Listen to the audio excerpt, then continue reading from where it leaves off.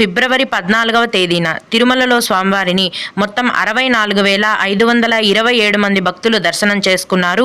అందులో స్వామివారికి మొత్తం 23,129 మంది భక్తులైతే తలనీలాలను సమర్పించారండి.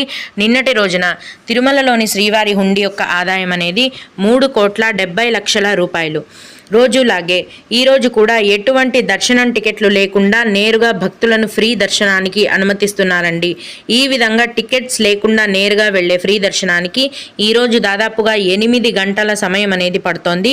అలాగే తిరుపతిలో ఇచ్చే ఉచిత సర్వదర్శనం టికెట్లను తీసుకొని దర్శనానికి వెళ్లే భక్తులకైతే దర్శనానికి 5 గంటల సమయం పడుతోంది. 300 రూపాయల దర్శనం టికెట్ వారికి మరియు 500 రూపాయల దర్శనం వారికి దర్శనానికి దాదాపుగా 4 గంటల సమయం అనేది పడుతోంది. ఈ రోజు కూడా రోజులాగే ఇన్ఫాంట్ దర్శనం కొనసాగుతోంది. అలాగే విఐపి బ్రేక్ దర్శనాలు కూడా కొనసాగుతున్నాయండి. సూపదం ఇన్ఫాంట్